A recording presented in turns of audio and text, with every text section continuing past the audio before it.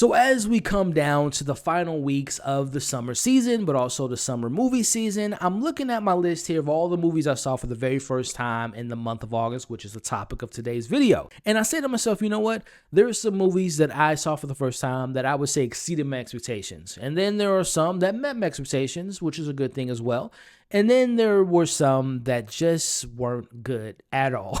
So we are discussing those movies again. We're talking about all the movies I saw for the very first time in the month of August, the good, the bad, the ugly, and everything in between. We'll also be ranking those movies in this discussion. And we'll also do like a little preview for the new movies I'm excited for the month of September, and also TV shows in the month of September. So before we get into all the fun stuff, I want to take this time to thank you all for whether you're watching this on YouTube, clicking on this video, or you're listening to it on Spotify or Apple Podcasts, because we are available in podcast form. I want to thank y'all because there are so many great content creators, movie reviewers, critics, you name it, that are covering so many things that I know you all are probably interested in. So the fact that you're watching this or listening to this, it means the world. I appreciate y'all. So do me one more favor. If you make it to the end of this video and you enjoyed the conversation, if you're on YouTube or listen to this in your car or podcast, hit that like button so we can spread this video out to more people that love to discuss movies and shows. But also share this. If you know someone that loves discussing these things we're talking about today, share this to them. And more importantly, comment below. I make these videos to comment and interact with you all. So in the comments now, before we begin to my thoughts, let me know what were all the new movies that you saw for the first time in August. What was an underrated movie you saw, a movie that was disappointing, and how would you rank them, and what are you most excited to see for the first time in the month of September? Now, that could be a movie or a show. Let's talk about it in the comments below. Now, let me get my Letterboxd queued up, which, by the way, quick little plug. If you want to get more of my thoughts on movies and shows and castings and theories and all the different stuff outside of YouTube and outside podcasts, you can follow me on Instagram, TikTok, X, and Blue Sky, but also my Letterboxd. If I don't have a short form review, long form review, or like a deep dive discussion or live discussion on my YouTube, I probably 99% of the time have it written down in my Letterboxd. So follow me on all those social media accounts, but also follow me on Letterboxd, and put your Letterboxd and all your social media accounts in the comments below so we can all follow each other and have a good time. So let me pull up my Letterboxd and let's go to August. All right, so we got it queued up here. And we started the month off in not a good way. The first movie I saw and now this movie, now we're talking about Death of a Unicorn, which came out earlier this year. I didn't get the opportunity to see it when it came out earlier this year, and I heard some mixed things about it. I'm an A24 fan. I love A24. I love the unpredictability of A24 films. Sometimes that could be a good thing, a bad thing. Sometimes they mismarket their films, but nonetheless, I love me some A24. And this was a film I was excited for. Paul Rudd, Will Poulter, Jenna Ortega. I remember when they were, doing pre-production, saying they were going to be a mother or to say a father and daughter, and there's unicorns involved. I'm like, yes, sign me the hell up. I love these actors. I like stories with unicorns because they're such a interesting beings and interesting animals. If they exist, who knows? But I was excited for this, even though, like I said, I heard some mixed things about it, and boy, those mixed things were true. Well, it's not mixed. I'm not mixed on this film. I did not like this movie. This was a film, and by the way, this is my first time talking about it, so I'm going to spend a little bit more time on this than I'm going to do with some of the other films that I review on the channel. I didn't review this one, but this was a film that just felt, I don't want to say pointless because that seems a little bit harsh, because I know there's people that's maybe watching or listening to this that this might be your favorite film of the year, which, all respects to you because it was not my favorite. But I just found this film to be directionless. I didn't know what was the heart. The film didn't have heart. It just felt very empty to me. Performances were fine, but it just felt like everyone was just going by the motions. I don't know what it was about the script that attracted so much of the talent that's involved in here. Maybe, sometimes I think I forget, and I know some of us all forget, that acting, while it is for the arts, there's things to be said, there's, emotions and things you could take away from movies, but sometimes people just do movies for a job, right? Which isn't necessarily a bad thing, but sometimes when you come across a movie like this, it just feels like people were just there. There was no, like I said, I didn't have any connection to the characters, to the story. I found it very bland. I don't want to go over the synopsis, as you all can see on the screen now. I have the Letterboxd on the screen. It's basically a father and a daughter go on this retreat because Paul Rudd's character, the father in this case, is trying to get his boss to sign away the rights for he can run the company because the boss is dying, played by Richard E. Grant. He's the boss, and, they come across this unicorn. They hit the unicorn with their car, and Jenna Ortega connects with the unicorn, and it's just a bunch of nonsense. I'm not going to even waste any more time talking about it. The movie is available on HBO Max, which is where I saw it. And again, I don't want to spend too much more time on it. It just didn't resonate with me. I get what they were going for, rich people, wealthy people trying to take advantage of things, and they're trying to use the unicorn's blood to cure things, but they're really profiting off of it. I get all that, but it's just... it didn't work for me. Jenna Ortega was she was in the movie, but wasn't in the movie because she was trying to discover things about the unicorn. Paul Rudd, I love Paul Rudd, by the way, but he was just so flatline. He was just there to collect a check, which I'm not mad at you, Paul, and everyone else. But yeah, Death of the Unicorn just wasn't a film that I enjoyed. And I think I gave it... I'm looking at my profile here. I gave it a 1.5 star. That's one of the worst movies. It's one of the lowest rankings I gave a movie this year. And I think it warrants that. And I said in my quick review here, what a waste of time and talent. Didn't care for any of the characters, like I mentioned. And Jenna was in a completely different movie than everyone else. And the CGI of the unicorns. And I have the throw up emoji face. Yeah, it's pretty bad. I did not enjoy Death of a Unicorn. I wouldn't recommend it, but it is, like I said, if you have HBO Max and you just want to watch something while you're not paying attention to it, this is the perfect movie for that. Death of the Unicorn just wasn't my cup of tea. All right, next we're moving on. Okay, this is a good one. A couple days later, I saw a movie by the name of She Rides Shotgun, directed by Nick Rowland. I believe this is a directorial debut. All a father needs is a fighting chance is the tagline. Let me give you guys a quick rundown. This stars Taron Egerton, who I'm such a big fan of, and I love how he's very meticulous about the projects that he decides to be a part of, and because I think he should be a bigger star than what he is, but I respect the art and what he chooses to work on. And basically, Taron plays his father, who was recently in prison. He's out of prison.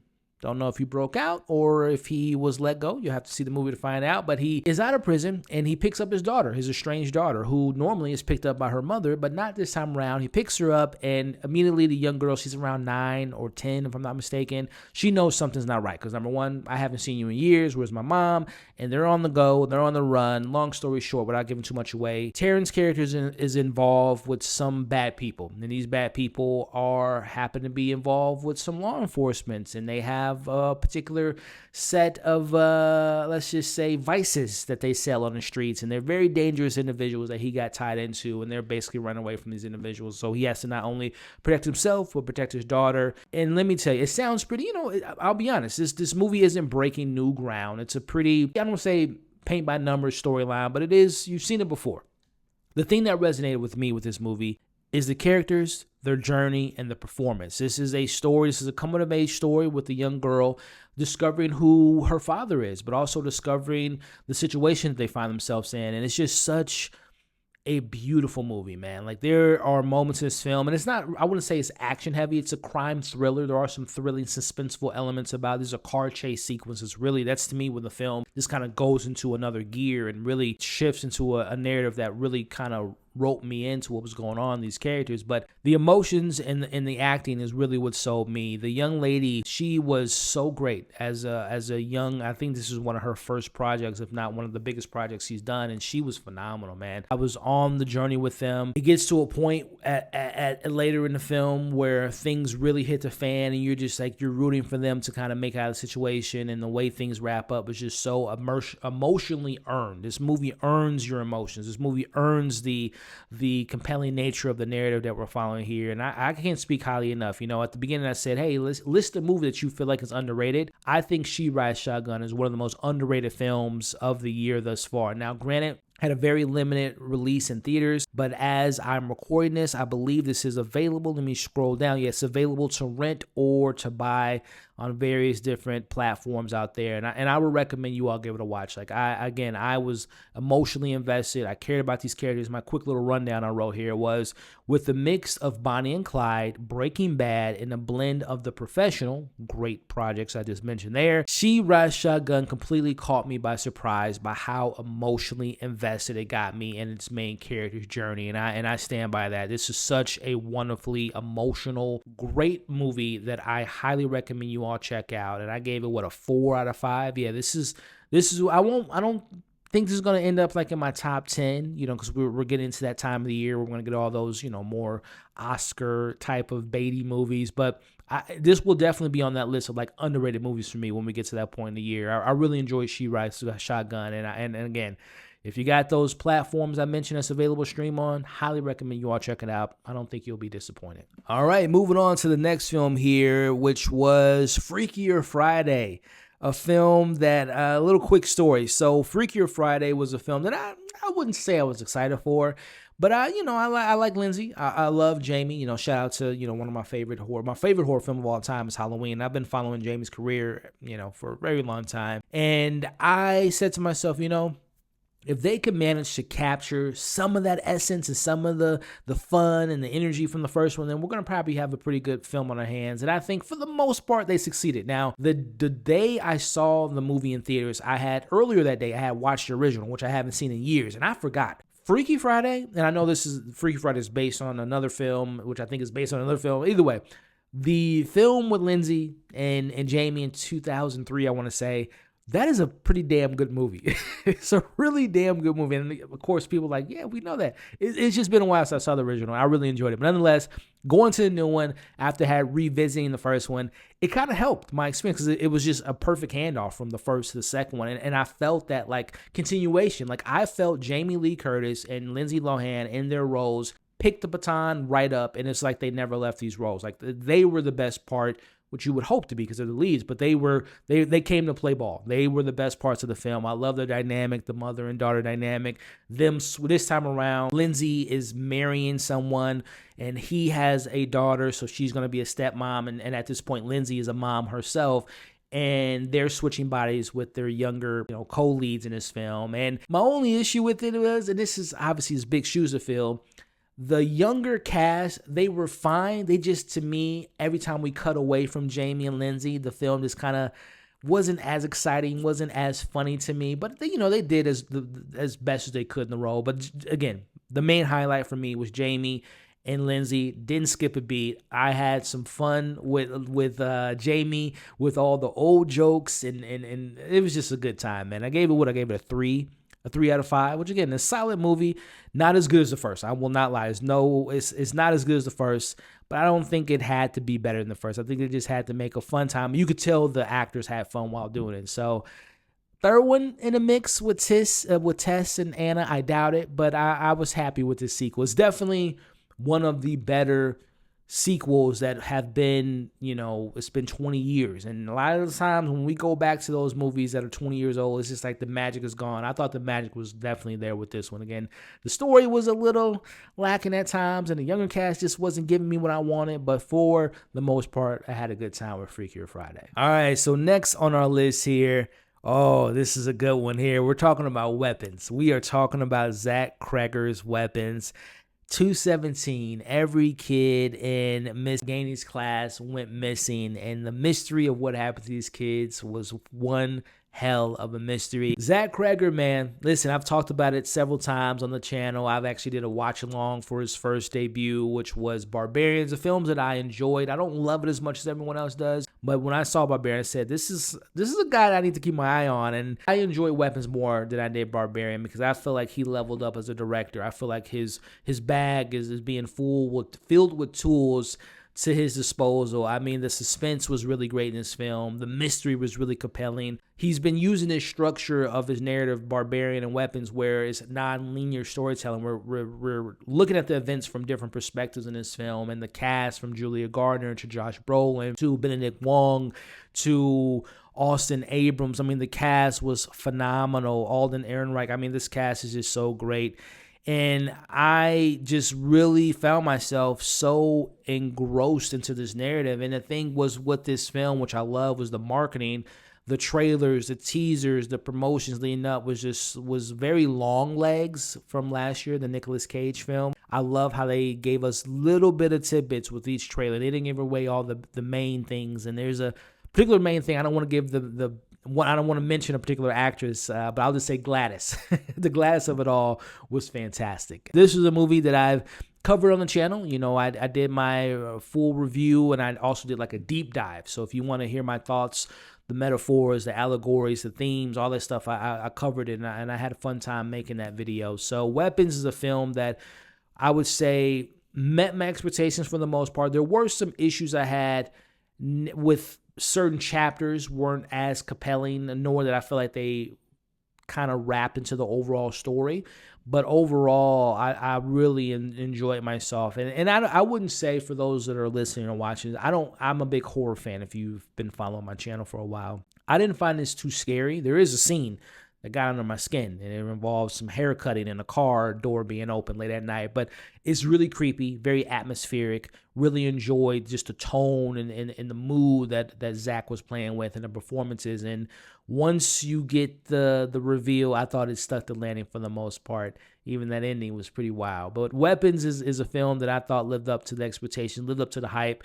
And I'm really excited for Zach's career. I think he's doing Resident Evil next year, which I believe is not a reimagining, but he's making his own original story. He's going to be, placed in that universe, but with an original story. And I believe Austin is starting the film, Austin Abrams. So I'm excited for Zach.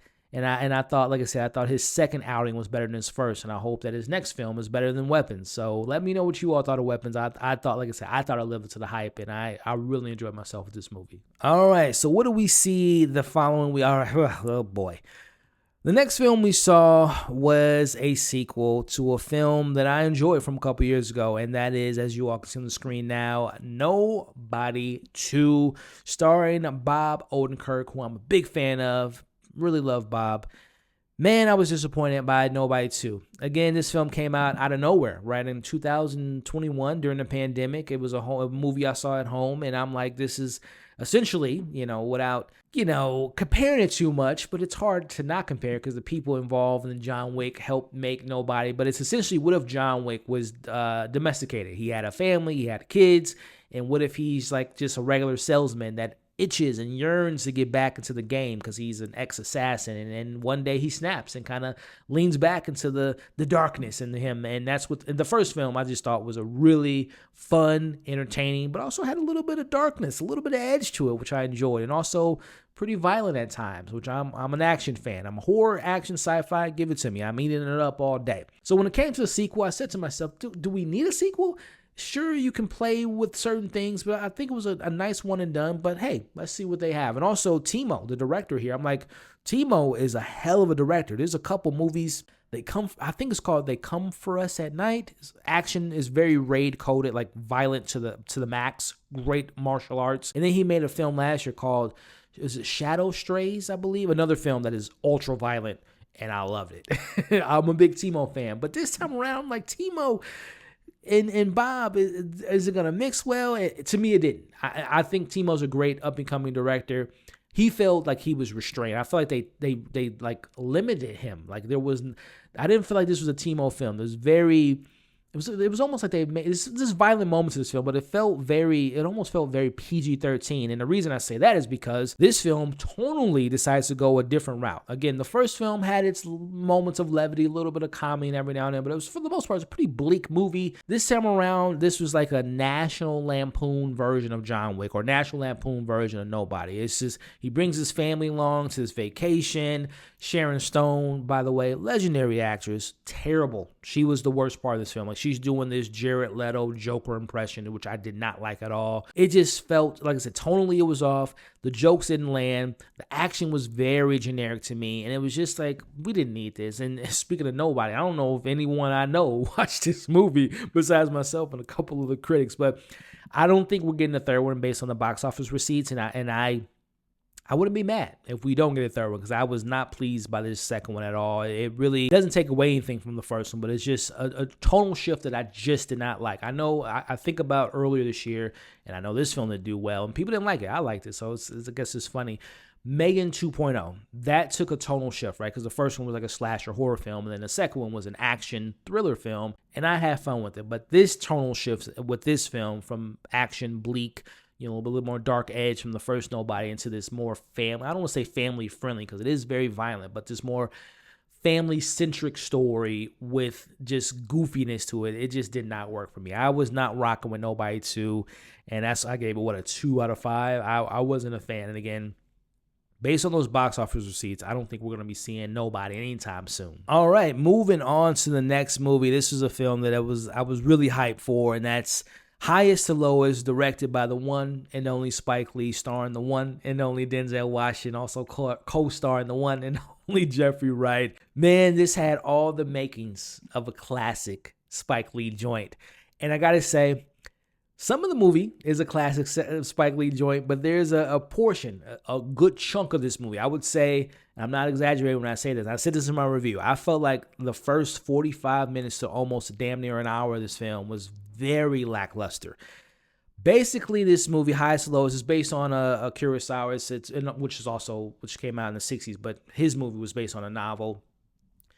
Basically, you have Denzel playing this music executive who, came up from the low and made it up to the highest points of the industry. He's a legend in the industry, but unfortunately, he comes across a situation where there's a ransom. His son and his security guard or chauffeur played by Jeffrey Wright. Their two sons are taken by this individual, and he has to give them the ransom money, but then it becomes a point in the story where one of the sons are brought back, but the other one isn't, and then he has to decide does he want to give the money because the person that isn't, taken isn't his son, but it's someone a part of his family. So and again, if you saw the original, I believe the original, it was a great masterpiece film. The original was he was a businessman, he was a shoe salesman, if I'm not mistaken, and it deals with morality and greed and all that different stuff. A lot of those themes are implemented into this one. I thought Spike was doing, he was paying homage to the original, but like I said in my review,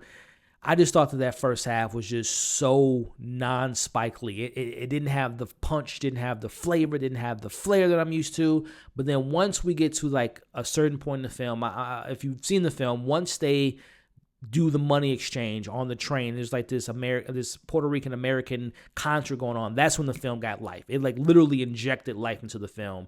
And it even, like, I'm thinking about it because I've only seen it once, and this video, by the time this video is out, it'll be on Apple TV in a couple days. So hopefully, if you haven't seen it, you can check it out on Apple. But I felt like the film, even Spike himself, like the first half is like, it's shot, it's very stilted, it's very, like I said, it's very generic. It doesn't have a lot of life.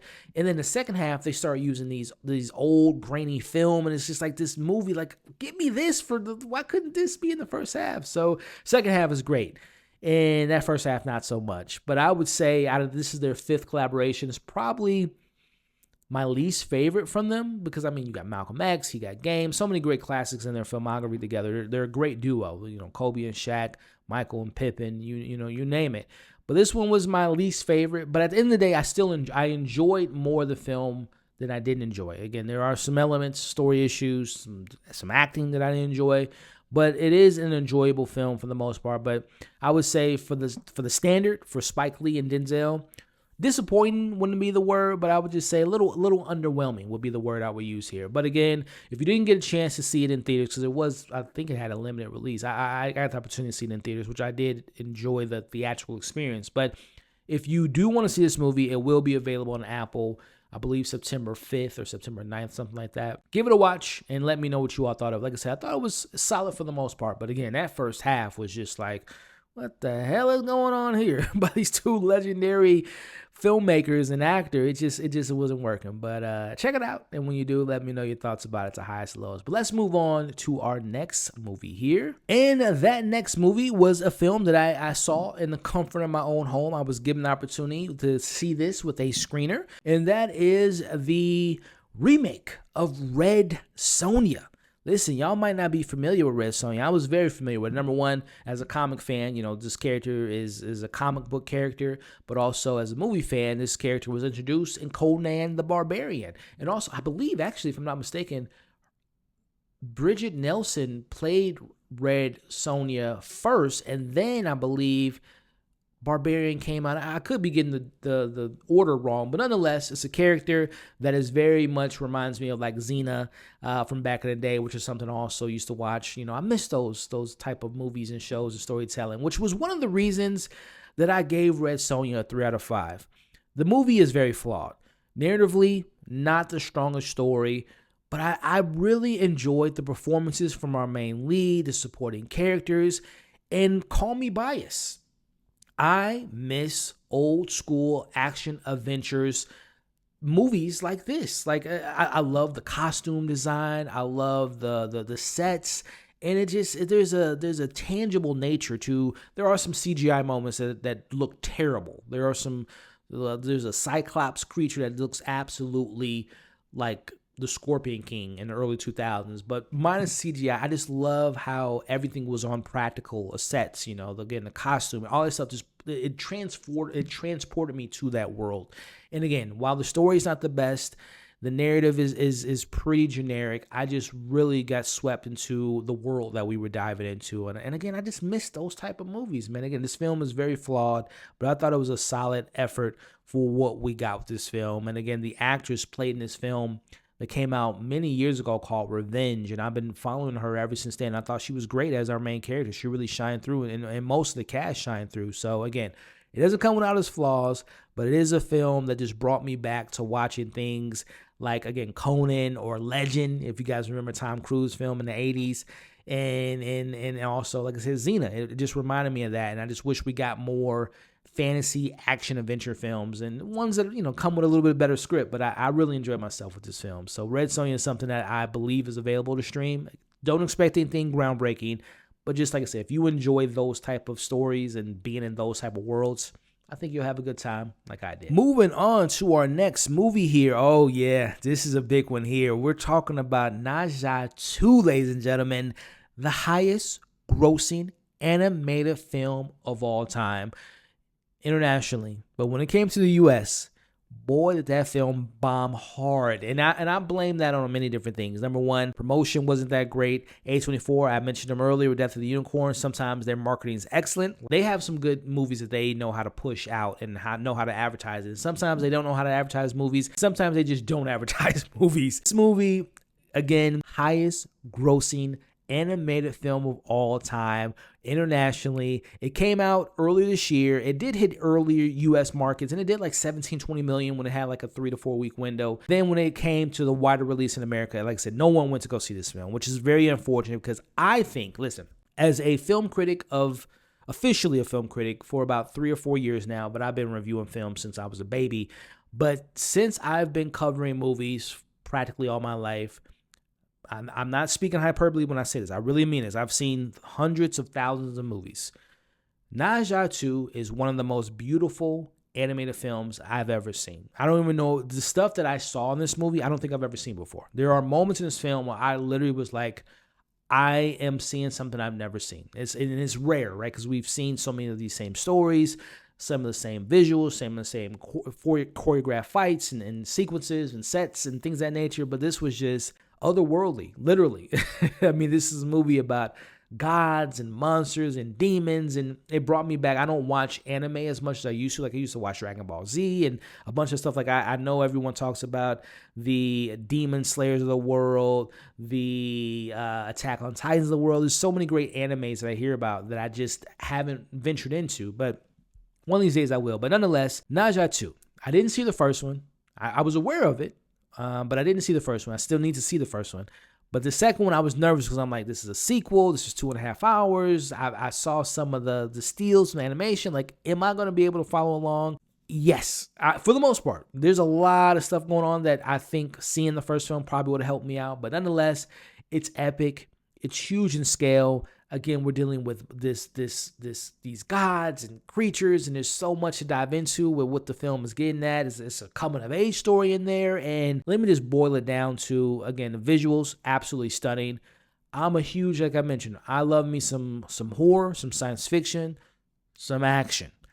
The action in this movie was phenomenal. There's a sequence where our main character, Naju, he's going to these different places to capture these demons, and he comes across this gentleman who's like this master, who's very important in the story, but he's a master, and he's teaching all these young people, and they're dealing with water. Dude, that scene on the water, on the lake, wherever they were, was jaw-dropping. And then when you get to the third act, we got armies of people in the sky. Dude, I'm telling you, there were things in this movie that I've never seen. And I don't know if this film will be in theaters much longer, but I'm telling y'all, if your sensibilities as a film watcher kind of lines up with mine, I'm telling y'all, go see this movie in theaters. Now, if you don't see it in theaters, watch it when it comes out on Netflix. Watch it when it's available to stream. It is a spectacle of a movie. It's one of my favorite films of the year. And like I said, it sucks. I mean, listen, the film made $2.2 billion. They're doing fine financially. I just wish that if it would have blew up in the U.S., this could have been competing with like Avatar, right, or Avengers as far as box office. But, box office doesn't always make or break movies in regards to just how you can enjoy it. I enjoy myself, and I'm very happy that I saw this. I'm excited to see the first one, and I'm excited to see a third one because they definitely set it up for a third one. So Nausea 2 is, like I said, one of my favorite films of the year. All right, as we come down to the final three, oh boy, we're talking about a film that I saw in the comfort of my home. This is a streaming movie by the name of Eenie Meanie, starring the one and only Samara Weaving, who, regardless of how I felt about this film, I'm still a big fan of Samara. I think she is one of the up-and-coming actresses. She is solidified herself as a scream queen, in the horror genre. And this time she's stepping out of the horror genre, right? And she's great in this film for the limited things that she's given to do. She is a standout. Also, the gentleman, her boyfriend in this film, Carl Guzman, he was really solid in this movie. Like, they're the two stars of the movie. They're the highlights of this movie. It's basically Samara is a person that has come up in a pretty shitty situation. Her parents are never there. She's went throughout the foster systems, but throughout her teenage years, she's found herself with the wrong group of people, and particularly her boyfriend. And she's a getaway driver. She can get away. She's a great driver. She's if you want to rob a bank, she's the person you want to call. And she gets wrapped up in this situation where her and her boyfriend has been on a break. But he got into this situation with our Andy Garcia's character where they have to rob. What was it? It's a heist movie, but there's only one heist. It's a very it's a very disappointing movie. But again, Samara and the gentleman in the film are the best parts of the movie. But unfortunately, they're just not in a good movie. It is very generic. It's very boring. It is all over the place tonally. Like, it's trying to be this thriller, it's trying to be this Ocean's 11 heist movie, it's trying to be this comedy, it's trying to be this dramatic movie. It's just so much going on, and none of it really sticks landing, except for when we do get the heist and when we do get the driving sequences, those work, but everything else was just not good. But this is available on Hulu. If you want to, check it out, definitely do so on your own merits. But Eenie Meanie, by the way, which when you see the film, it has a significance to our main character, but that's a terrible name for a movie, by the way. But anyway, Eenie Meanie just wasn't for me. But I still love you, Samara. Which, speaking of Samara, we're talking about another movie she was in. Now, this is called Borderline. This film came out earlier this year, had a very limited release in theaters. But I came about it because they're going to be doing the digital release in the UK. And as a film critic, I get emails galore from all parts of different studios and PRs all across the world. So with the US, or let's say the UK, digital release, I believe it's September 8th. They were like, hey, if you haven't seen the film earlier this year, we got a screener. Do you want to check it out? I said, hell yeah. Samara, I didn't even know this was a movie, if I'm being honest. Again, I'm a fan of hers, but this just kind of slipped through the cracks for me. But it's Samara Weaving, and it's Ray Nicholson, who, if you guys don't know, is Jack Nicholson's son. He's been in a couple movies the last few years, and particularly Smile was a film that he was attached to. A really small role, but a very prominent. He stood out. He was very important to the story, but he looks just like his daddy. And that Smile is very sinister. But nonetheless, Borderline is a movie about Ray Nicholson, who deals, as the title alludes to, with a mental issue, a mental health issue that he's dealing with, where he is very delusional. He believes he is in love with Samara Weaving's character, who's this pop star in the 90s, and she is aware of him because he's a stalker.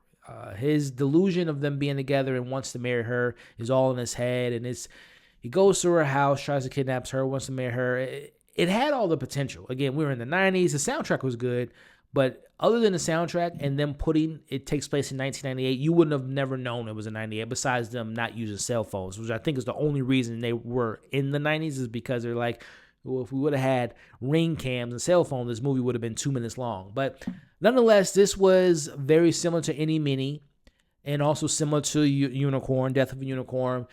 A very talented group of actors. Alba Batista's in this film, who I'm a fan of from Warrior Nun. She's great in this movie. She plays this character named Penny, who there are just parts in this film, like if someone else would have wrote or directed this, which by the way, the writer and director happens to be Samara Weaving's husband. So, I don't want to poo-poo on him too bad, because he's done some movies that he wrote, like he did Cocaine Bear, which I had a fun time with. But nonetheless, he directed and wrote this film, and I just thought that he missed on all fronts. I did not like the direction of this film, and I did not like the writing of this film. I just thought that this was one big waste of time for these actors who, again, are very talented, and they shine through. They go beyond what they're given on the pages, but unfortunately, the movie they're in is just not good. For me, it was a miss, and it sucked because during that time, I had just came off of Eenie Meanie, so I was already in the summer. I still love Samara, but I'm like, let me give this movie a chance, and it was like 0 for 2. Again, she's still great. It's just those movies she was in, not that great. But as we come down to the last new movie I saw for the month of August, we're talking about Darren Aronofsky's Caught Stealing, new crime thriller starring the new hot kid. Well, I don't want to say new. He's been around. He was a Disney actor for the beginning of his career. But we're talking about Austin Butler. Also co-starring Zoe Kravitz. You got Bad Bunny, Regina King, who I just have an infinite amount of love for. Liv Stryer, Vincent D'Onofrio, Matt Smith, and also one of the most adorable cats. And this is coming from a dog lover. I don't want to put any hate on cats. I don't like cats. There's a cat in this film that is an absolute star. But Darren Aronofsky, who is known for very bleak, very dark, dramatic movies, Requiem of a Dream, Pi, The Wrestler, Black Swan, The Whale. I mean, the man has some heavy movies under his belt. This was a switch up. This is a crime thriller action movie. There's some action beats, not necessarily like an action-heavy movie, but there's some action beats that I just didn't know was in his bag, Darren Aronofsky. And I think for the most part, this movie works. Now, I think the movie does have a really limited premise. Like once we get to a certain point in the film, like there's really only one way this film can end, and it ends exactly the way I anticipated. So it's very predictable in that sense. But it feels like Darren was trying to do, and I don't mean this as an insult. I think this is a compliment, because I think the director I'm going to compare him to is a great director.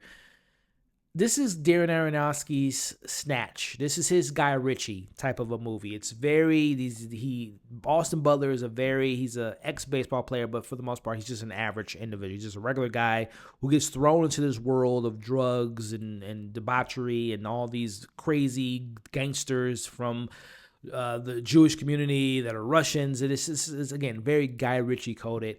But I thought that he was trying to bring his style while trying to, I don't want to say mimic, but trying to emulate a certain style. And like I said, it gets a little messy, it gets a little too off the beaten path for a couple beats in this film. But for the most part, I enjoy myself because Darren is a great director.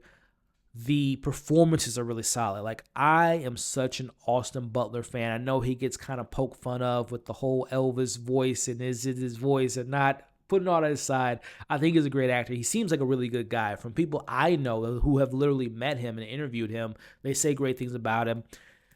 Zoe Kravitz, I think she's a great actress, number one. I'm going to say that first before what I'm about to say next. She's a great actress. She's really good in this film. The chemistry is great between those two. She is one of the sexiest actresses in Hollywood. Like, she oozes sex appeal. She's great in this film. Liv Stryer and Vincent D'Onofrio are fantastic. I wish they had more screen time, but when they were on screen, they were great. Bad Bunny really interesting acting career. I know he's not only, worldwide music star, but I know he does wrestling. He's a solid actor, man. He a very limited role, but he stood out to me. I like Bad Bunny and Regina King. I don't want to make this into a 30-minute podcast, but I love Regina King. My heart goes out to her and her family. She lost her son a few years back, and she took a little bit of a break from acting, so it was great to see her back in front of the camera. She was great in this film. Then, the film has some twists and turns that I didn't anticipate, especially with her character, but Regina's in this. And then Matt Smith, I like Matt. I didn't really like him in this movie. I thought his character, which I know was purposeful, but I'm not good with purposeful, annoying characters, really get under my skin. He was really annoying. But nonetheless, Matt Smith was okay. He was probably my least favorite character in the film. But then that cat that I mentioned, I'm a dog guy. I don't mean to bring the beef with dogs and cats, but I normally don't care for cats. But I love the cat in this film. And there's something that there's a scene in this film involving a cat that made me want to go John Wick. And I'll just leave it at that. But no, this is a solid movie. I wouldn't say it was disappointing because, again, Darren's such a fantastic director and a great storyteller, but I would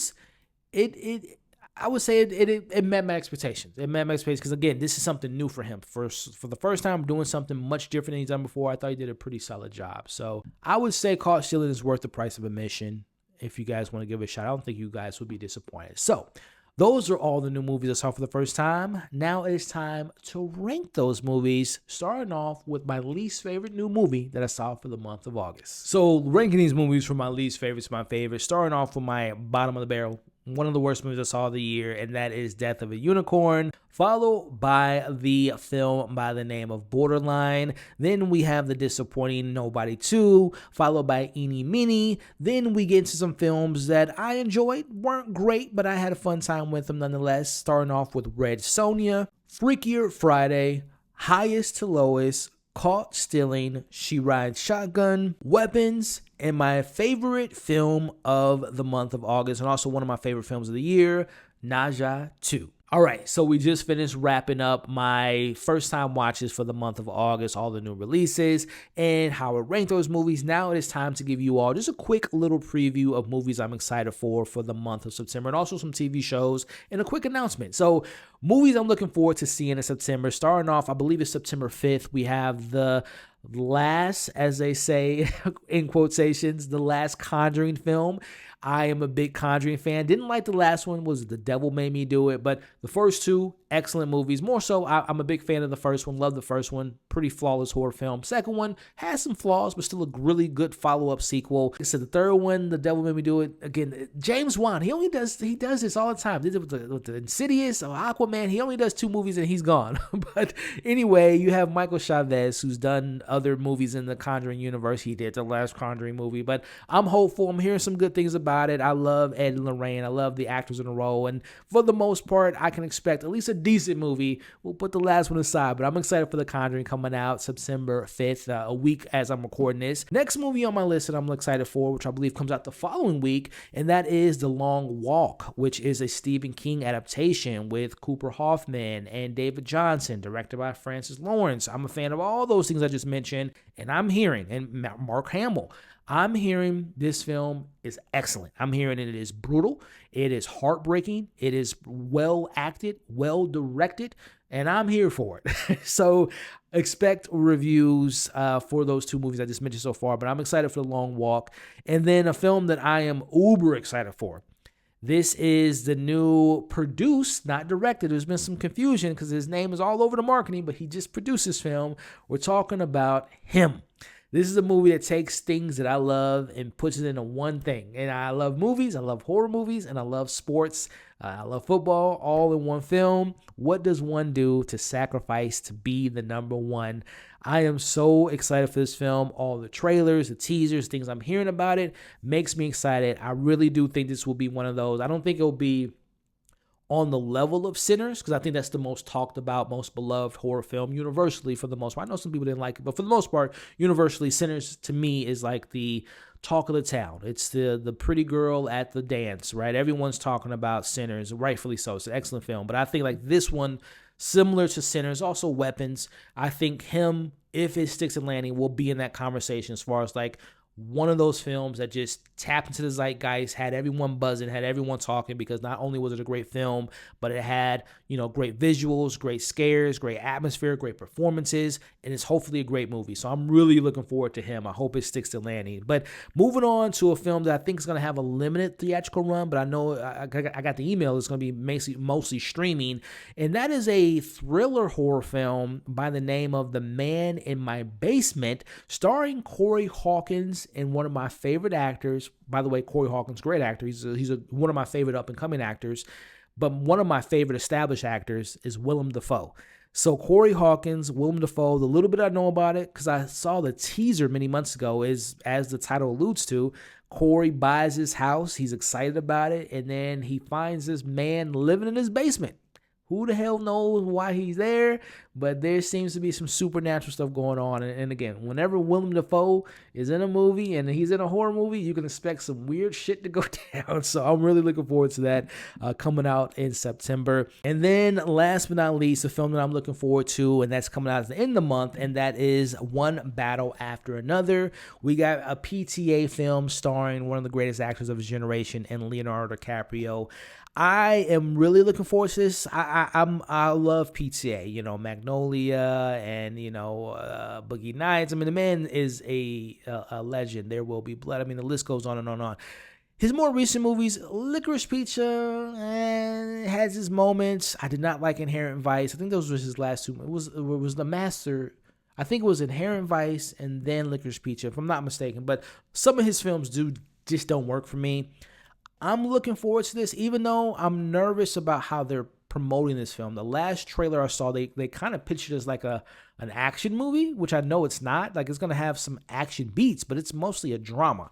But anyway, I'm looking forward to it. They spent a lot of money on it. This is a big budget movie. I don't think it's going to make its budget back, but we're not here to talk about that right now. I'm looking forward to it because I love PTA and I love Leo and I love this cast. Regina Hall and Benicio del Toro on Penn. So great cast, great actor, great director. Hopefully it's good. Now, shows I'm looking forward to in the month of September. We're already covering Peacemaker, so I'm excited to cover the rest of the season. Starting September 9th, I believe, we have Only Murders in the Building, a tradition on this channel. I will be covering this 5th season, which isn't announced to be the last season.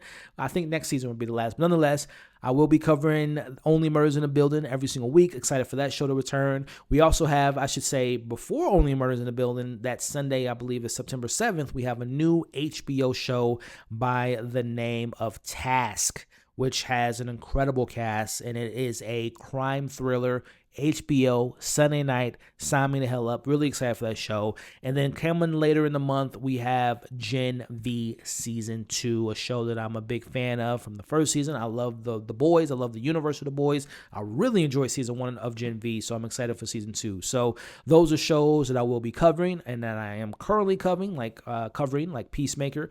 But I am excited for those movies and I'm excited for those shows. And then last but not least, quick announcement. For the 3rd year in a row, I will be covering remotely. I'm going to go there one day in person, but remotely for the 3rd year in a row, I will be covering Fantastic Fest. If you all are not familiar with Fantastic Fest, it is a film festival, mostly independent films, genre-based films, but they also have some heavy hitters every now and then. Like, I believe they're premiering The Black Phone 2. They're also premiering a couple other films that's just not coming to mind, like some big well-known movies. So I will be covering this year. I'm always experimenting with how I'm going to cover it because the first year I was so overwhelmed. I only saw like 12 movies, which might sound like a lot, but it's not that many, especially when you consider I'm watching it from home. If I was in person, that's, 12 movies is a pretty good lineup, but at home, I should be able to watch more.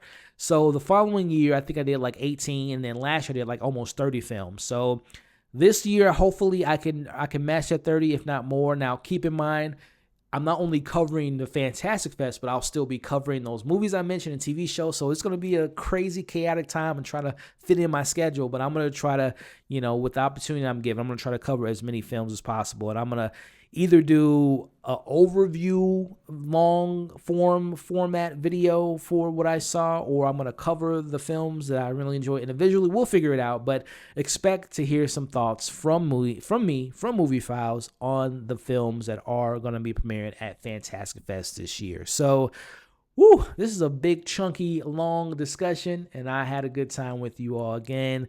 I love interacting with you all. So before we wrap up, like the video if you made it to this point in the video, share the video, share your list of the movies you saw for the first time. What was your favorite, your least favorite, your most underrated film, and what movies, what shows are you excited to see in the month of September? Thank you so much for watching or listening. Again, subscribe to the channel, follow my podcast, because we got a lot of stuff to cover in September, and I cannot wait. Thank you all. Thank you all. Thank you. Stay safe. Don't forget, you all are awesome, and I'll catch you all on the next breakdown.